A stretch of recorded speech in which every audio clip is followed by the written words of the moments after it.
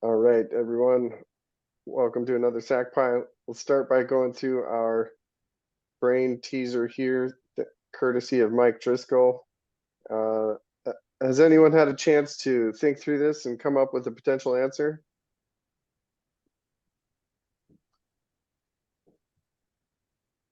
All right. I would think that I would be set to the last value in the loop. It seems pretty reasonable. Yeah, middle value, well, it isn't even an Which would make option. it 7. Right. And it looks like he's trying to throw us a curveball there with the I times 2. And so 5 or 14 could be either B or 7, but it doesn't look like there's any assignment going on there, so it's not really those things. Now, instantiating a class like that's kind of interesting. There's no parameters or whatever in the class, but then I guess, So oh, the you're integers printing. is a class, right? Yeah, go on. Well, in any case, I'm gonna pull this up on a REPL real quick. You right, never instantiate the class. Yeah, you don't. Yeah, because you're just calling that value .i instead So of therefore number it's and passing it. Yeah. You don't create an instance of the class, but you are creating the class. I don't know what you call I don't know what you call class number, but integers is a class variable, and so it already exists, but I isn't explicitly declared as a class variable.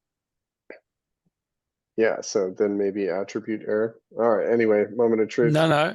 I as a class attribute, it's not declared in the sense of putting a type int on it, but it's declared because it appears in the for statement. So that's the equivalent to the left-hand side of an assignment. Okay. All right. And therefore, after you've run through, its value is going to be the last in the list. Well, there we have it. Yeah, there are only the two logical answers. One is it's going to be the last on the list. The other one is going to throw some sort of an exception. Right. All right. Well, that one was okay. Let me get the sharing going again. Okay.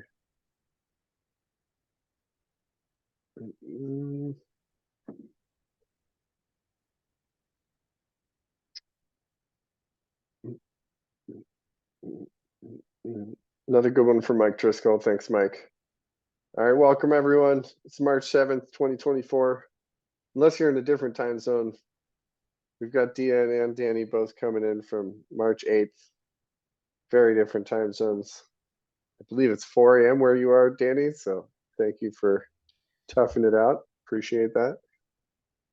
And a little bit more tolerable in Deanne's world. All hail the glorious founder, Josh Miller.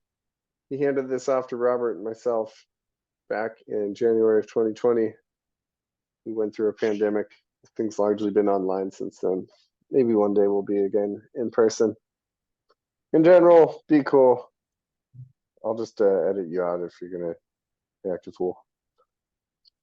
Basically, don't hold your questions till the end. If you've got something worth saying, just speak up. If you're not feeling too confident about speaking up with this group, just raise your hand or dump your question in the chat. We'll make sure it gets addressed. But please don't sound bomb. Take some screenshots. Got a bunch of QR codes. Got a Slack channel with a group called SacTech. And we've got a Discord channel with my group, Brazen Studios. I'm in both. Feel free to ask questions. A lot of smart people in both of them. We're on Twitter too. I keep things posted on the upcoming meetups, and usually I'll post recordings on there too. We're on Reddit. If you build it, they will come. Some people have showed up. Same with Facebook. We got a page and a group, and I post events in there too. And we're on LinkedIn. I don't know if I used it this time. I'm okay about it. If it's a good one, we'll put it on YouTube. Check us out. Ooh, I think we finally crossed the 50 subscribers mark, so now we can add a vanity thing. We'll see. All right, it's community picture time. We do like a little Brady Bunch thing. So now's the time to turn your camera on. I'm going to drop the share so I can look at us in the Brady Bunch view. All right, we got Danny, we got Corey. Thanks everyone. Trying to look intelligent. Oh, we got Gustavo too. All right, I'm gonna just do a few screenshots here. Look into the camera, smile. Sweet, nicely done. I think we're about due for a new update. All right, and continuing on with the evening, we are going to start with my good friend Danny Lee from Odessa, Ukraine. Danny, I know through the artificial intelligence community, we were on a Discord together. We've been on a few hackathons as well, and he's been embarking on the entrepreneurial thing with a product he's calling Naratta. He's going to share about that tonight. This one's a little less Pythonic, but I always think it's cool to hear what people are working on, and I love giving fellow entrepreneurs an opportunity to talk about it. So, Danny, I know you got to get going soon, so I'll hand the sharing off to you. All right.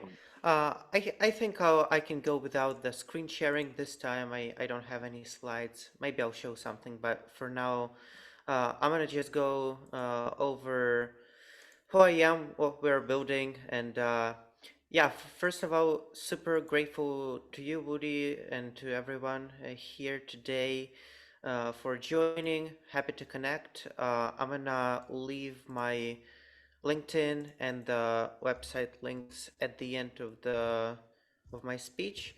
And by the way, how many minutes do I have for this presentation? As many as you like. Okay, I'll try to keep it concise because our product is all about keeping meetings effective and not wasting each other's time. So I'll do my best to do that. Yeah, so as Woody said, my name is Danny. We have met back in the day, I think about 3 years ago in Lex Friedman Discord server. Lex is a famous podcast host, and we both are fans. And we were lucky enough to work on several hackathons together, several projects, and since then we kept in touch. So I'm currently based in Ukraine, but exciting news, later this year, my business partner and I, we will be moving to the US to continue building our business, and our company is already incorporated in Delaware. So really exciting news. Yeah, thank you. Welcome. Moving on. Yeah, so let me tell you guys a little bit more about the company itself. As Woody introduced, it's called Naratta, and just to give you a better idea what the product is, what it's doing, imagine we're currently at this meeting, and obviously Naratta isn't connected here at the moment, but imagine we're here, we're talking with each other, we have a limited time to speak. So for example, I got like about 10 minutes to speak. And if I keep talking and talking, I go off topic, I didn't even get to the main um, topic of the agenda, basically talking about my product, about Python and everything, and I go off the rails completely, you guys are basically wasting your time listening to me talking about some unimportant things that have nothing to do with the agenda of the meeting. In that case, I get a private alert from REI that understands what's going on and says, please, Danny, come back to the main point of the conversation. You have just 5 minutes left. Please be respectful of other people. And that way, in all of the meetings, we have our what we call a proactive AI meeting moderator that keeps track of what's going on in the meeting in real time, stops people who talk for too long off topic, and lets everyone have a word and have a productive discussion. Make sure that all of the agenda topics are covered, and at every at the end of each topic, we have a clear action item, and we all know what to do next. So that's kind of the overall idea of what we're building. We're mostly um, targeting tech companies, mostly in the United States. And the product itself, it's a couple of weeks away from being launched. And honestly, this is the third idea that we are launching with Naratta. Previous two weren't very successful, but we learned a lot from the users. We talked with potential clients, and we settled up with this one. And it seems like many companies are excited to try it out. So I guess the most important part for you guys is to hear about more of the technical stuff, how it's implemented on the back end, on the front end. So since we're a startup, we have a pretty limited budget, and we have to launch one thing at the time. So we decided to start with a integration to Google Meet, which is a alternative platform to Zoom, and eventually to connect to Zoom and things like Microsoft Teams, and possibly even in-person meetings using your phone in the future. So in Google Meet, what we do is there is an official Google's API for meeting transcription. To get it, you have to apply for a Google Workspace admin account or some like developer's account. It takes a couple of days before they approve you. You should also show the consent and everything from the user side, that they understand all of the security compliance things and whatnot. But when you get it, you now can access a transcription of a meeting in Google Meet in real time. So we do that, and then our app, once every minute, it sends the transcription of the meeting to OpenAI API. And basically what we say, ChatGPT, is please act as a professional real-time moderator. And if you see someone that goes off topic from the meeting agenda that we provide you, if you think the person dominates conversation, please raise it, and ChatGPT gives some answers. So for example, Danny, you speak for too long, please let Woody take the floor, and let other person speak as well. And then what goes on is I get a private alert in my Google Meet screen, and it says, Danny, please try to wrap up. We need to go on with the meeting. And we also have public alerts, which is something that ChatGPT gets back for all of the people. So for example, we have just 2 minutes in this call. Please try to wrap everything up before we end, and things like that. When it will come to Zoom, we haven't really dived deep into this one because this is a different architecture. Oh, and by the way, for Google Meet, the whole idea is it's a browser extension that you install on your Chrome, and what it does is it overlays on top of Google Meet, and you can see all of the notifications and whatnot, meeting agendas in your Google Meet with this browser extension. So I'm gonna leave the links to the website and to my LinkedIn in the chat, so you guys can learn more. I also gonna leave a link to a personal demo. Yeah, go ahead. I think you might have been hot mic. Okay, no worries. Yeah, so you can always book a personal demo. It's completely free. If you want to learn more about the product itself, how it works. We also have a video, a couple of like tutorials on the website. But yeah, honestly, the product isn't launched yet, but when it's gonna be launched, when it is launched in a couple of weeks, um, it'll be available for using. We will probably have a 14-day or 7-day free trial, but honestly, it's mostly for companies or organizations, maybe webinars in Google Meet, networking sessions. But as an individual, you can also try it out and provide any feedback, and that would be the most valuable thing. So I think that's it. If you guys have any questions or you want to reach out, I'd be happy to connect. And yeah, super excited for the opportunity, super excited to connect with you guys. And please let me know if you have any questions. Yeah, do you have any like screenshots of the UI? Be interesting to see what that looks like in Google Meet. Yeah, I can share my screen, I think. Yeah, you should be able to. Yeah. So let's look at my crazy calendar. So let's join some meetings. So first of all, Naratta, it appears not only Google Meet, but also in Google Calendar, where you can see meeting agenda, a cost for the meeting, you can take notes and everything.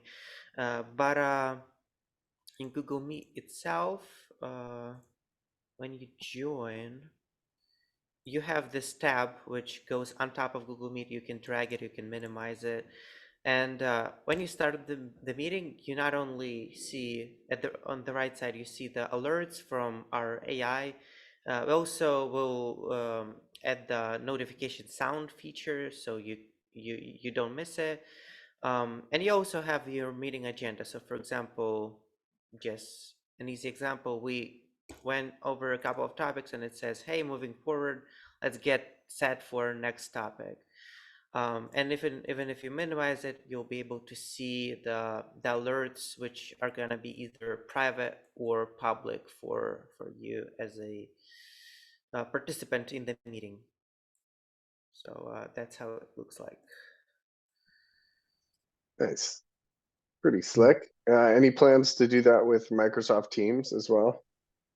Yeah, our plan is after Google Meet, the first thing to integrate with is Zoom, because obviously Zoom is used a lot in this meeting as well. And then Microsoft Teams, the issue is like it's purely technical. We have to integrate with different system. You have to interact with them in a different way. So it takes some time to do that. But the cool thing is our backend logic, our AI component, it's going to stay the same. It's just the way we interact with the user, how we transcribe the meeting, how we alert the participants, which is different. So yeah, definitely on the pipeline. Awesome. Well, anybody have any questions for Danny? I know he said you Yeah, need. so Yeah, I'm there you curious go. as to what languages and technology that you're using for this. Yeah, for sure. So we are using mostly JavaScript and TypeScript for the browser extension. And honestly, most of the work was done by another person who was writing the code more. I was messing around with it a little bit, but I didn't really spend a lot of time with it. But it's mostly JavaScript. It's like the standard for um, Chrome extensions, and Right. yeah, we use Google's API, OpenAI API. Oh, and a cool thing is when we incorporated using Stripe Atlas, it's a tool that helps you incorporate in Delaware. We were lucky enough to get $2,500 in OpenAI credits. I think you guys can also apply for it in Microsoft for Startups program, which will also give you the free credit. So if you're interested in that, please feel free to check it. Oh, that's good to know. Sure. So, uh, So since this is a Python meetup, right? Now the natural question comes up as to, well, I guess you're using JavaScript and TypeScript specifically because this is a browser extension. But so does it have like a server backend as well, or does this all live on the client browser? Yeah, so what we did is what we're doing now is, since this is more of a MVP, minimum viable product, we want to get it going as fast as possible before creating this fancy architecture. Is we are using Firebase on the back end, and all of the Google Cloud infrastructure. It's pretty simple, to be honest, and it seems like we're really utilizing this Google, what do you call it? All of the tech that Google creates. So it's Firebase, it's obviously Chrome extension by itself, Google API. The only thing that we are not using is Google's Gemini for API, which we might also mess around with in the future just to experiment with it. But yeah, it's mostly Firebase. It's free. Though we did switch to a paid plan, which is pay as you go, but we haven't paid more than $1 a month in a couple of months since we did that. So it's basically free for us. Yeah, it seems to me like for working with the web, JavaScript is kind of the way to go, right? JavaScript and TypeScript. Definitely for browser extensions. And even for things like doing making Discord bots, right? The native Discord API is in JavaScript, and then people have made translations to Python for writing bots in Python. So where am I going with this question? I guess what are some good pointers for getting into JavaScript and learning how to work with JavaScript APIs? Mm-hmm. Yeah, I actually have another point that I want to bring after answering the question, which might be also interesting. As I said, most of the code was written by another person. I'm not super familiar, like I'm not a super proficient person with JavaScript. I've worked more with Java without script all my life. I can definitely talk about that a little bit more, but when it comes to JavaScript, I think there are tons of free resources online. I used to learn the very basic stuff at one of the courses, but I suggest just try to find either a YouTube course if you like that, bunch of free stuff on YouTube, or just a text kind of course with all of the examples on the internet. And when it comes to learning to code in general, I do think that it's a very good idea to try to start with some kind of a project and figure it out as you go. Now you have ChatGPT, you can ask it questions, you can ask it to help you write things. So I think it's gonna be a little bit easier to do it that way. Maybe other people might suggest better resources as well. And the second one is what I didn't say is, in the future, moving forward, assuming that this product provides value, companies are buying it, what we want to do is to move away from using OpenAI API and to build our own neural net on the back end to optimize for the problem we're solving for the meetings. And when it comes down to that, there is a good chance that we will be using Python for the AI stuff itself. We would probably still use JavaScript for the browser extension, but we'll have some kind of an API where we talk to our neural network, which will be written in Python, because I don't think that there are a lot of languages that support so many libraries for machine learning and AI as much as Python. So that's definitely a way to go for anything Right. ML/data science. Thank you. Yeah. And guys, I'll have to go now. Sorry for having to do that so early, but I'm super excited to connect. If you need any help, please feel free to reach out. Thanks, Woody, for the invitation, and happy to join the next one as well. Absolutely. And when you've got that Zoom version, happy to demo for SacPy. Yeah, for sure. Thank you, guys. See ya. See ya. All right, see you, Danny.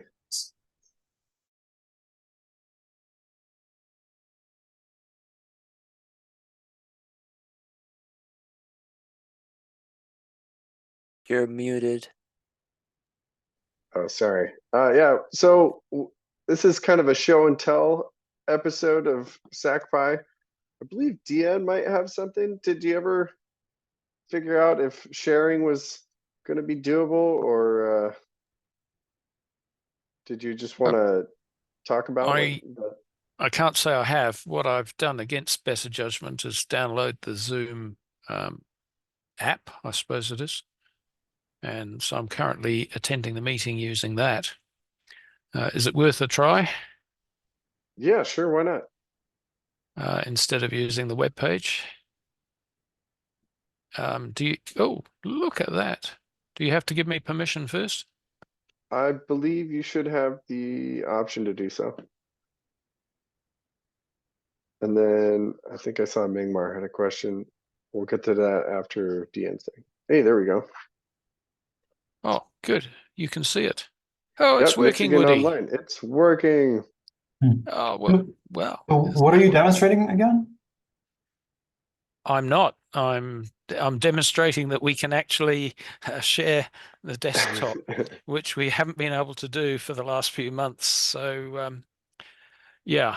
Oh, there we go. There we go, Woody. We have the future in our hands. Congrats. Yeah. With my machine, it's something to do with Linux. It's something to do with Wayland or what was the original screen manager? Anyway, yeah, something to do with a problem there. And Zoom claimed they fixed it, and they hadn't. And then they claimed they fixed it again, and they hadn't. And the usual story with Zoom, I'm afraid. So anyway, we're up and running. Now, what do I have to do to stop this now? I can't actually see what you can see. We can see creative coding, hands-on Python, enroll now, free access. Which is wonderful, except that I'm trying to give you the URL. I'll give it to you in a moment. I can't see. Certificate isn't up to date. Whose certificate? The SSL certificate. So Yeah, mine or when I go to the UMich? University of Michigan URL, that Google gives me this site isn't secure. Do you really want to do that? And I said, yeah. It's not giving me any trouble. Huh. I've got the proverbial padlock there in the top. Curious. Okay, enough. I can't figure out how to put the URL into the chat, but Rob, perhaps you could do that, please. Sure. So the University of Michigan, UMich, have had 2 Python training courses available on the Coursera and I think also the edX platforms for some years. The first one, of course, was the very famous Dr. Chuck, who also wrote the book. And of course, those courses have gradually got further and further out of date. And to be honest, I haven't taken a look to see if they have updated them. But they've recently announced this series of courses, Creative Coding, hands-on Python. It's by a different staff member who has a research topic in an area similar to mine of cognitive psychology, trying to work out the best way for people to learn. So it's actually a series. There's her name, Barbara Erickson. It's actually a series of 4 courses. Each course they are suggesting is 4 weeks long, and I think they suggest it's 4 hours per week. But of course, they're self-study courses, so however long you take it is up to you and how much time you have available and how many other calls there are on your time.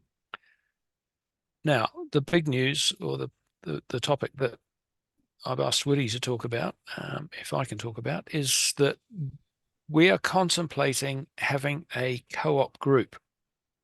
Now, the reason for this is because courses on the internet have the highest dropout rate of any type of course. It's higher than community college, it's higher than university, it's higher than the average vocational course run in company.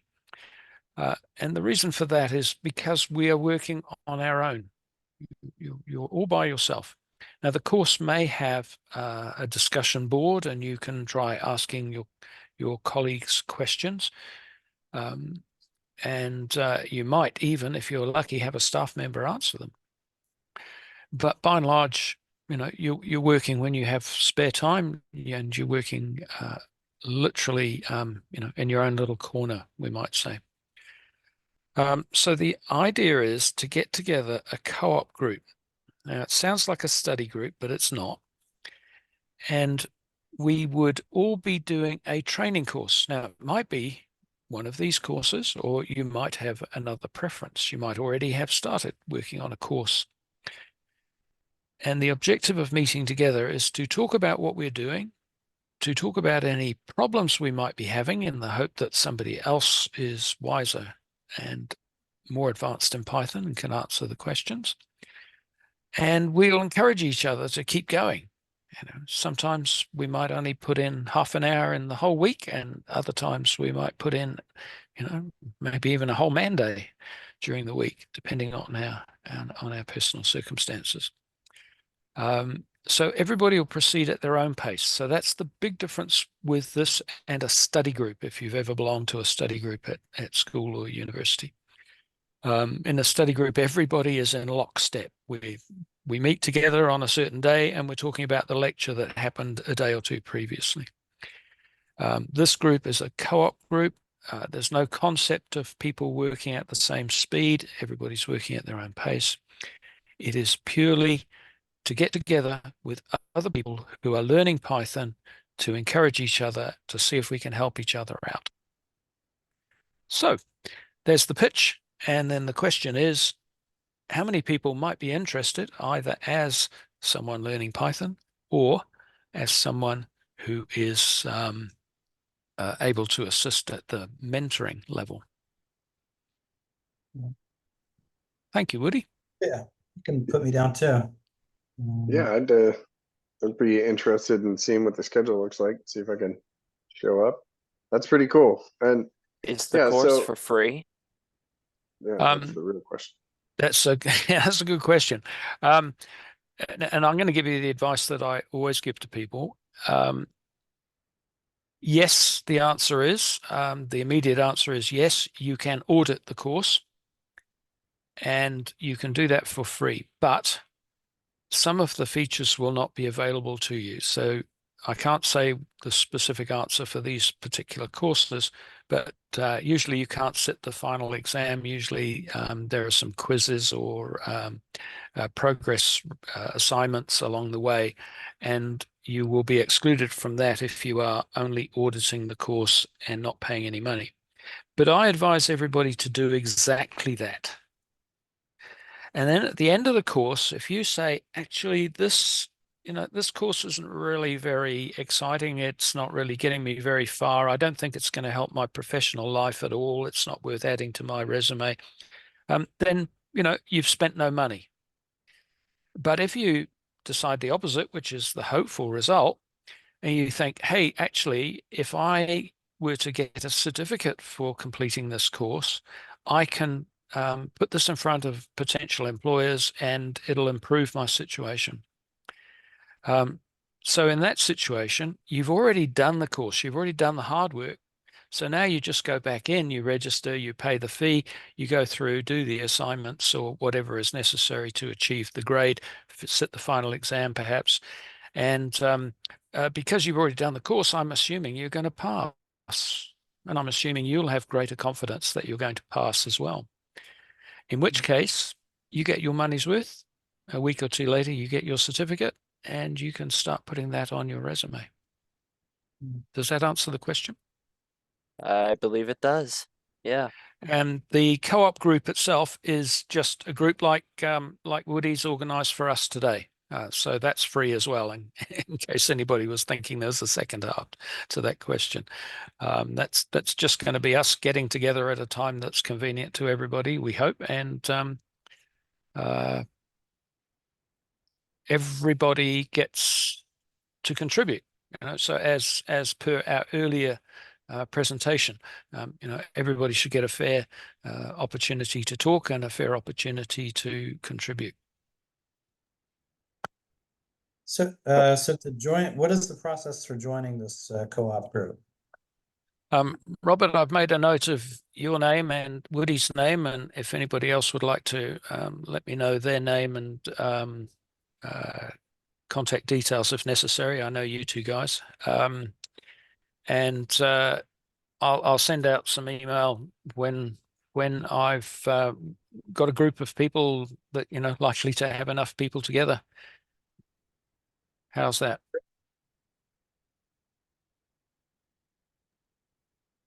Well, that works for me. You're also welcome to post about that in the Slacks or the Discords and see if anyone's interested there.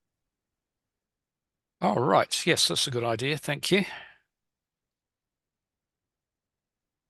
In fact, if I send it to you, send you an advert, Woody, you could put it out on the meetup group as well. We will do. Okay, let's do it that way. Yes. Is there anybody else who's interested, perhaps?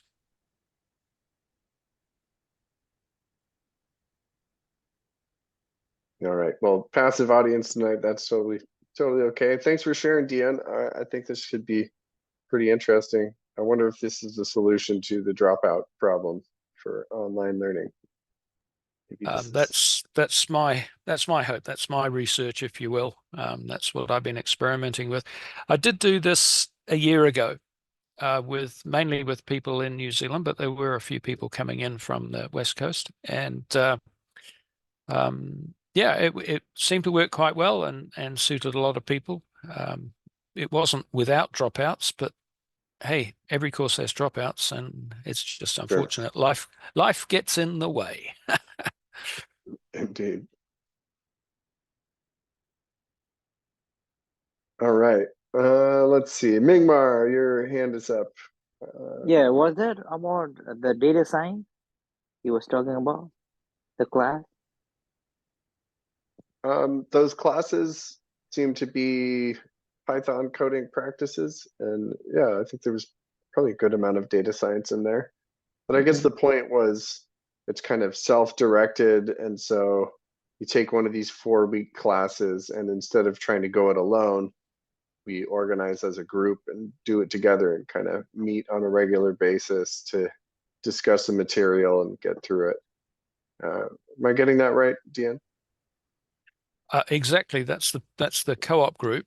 As far as the course content is concerned, I don't see it as specifically data science. I see it as more general Python. Right. It's not organized towards data science. It's not organized towards web. It's not organized towards AI. It's the basics of Python to get you a good foundation of skills.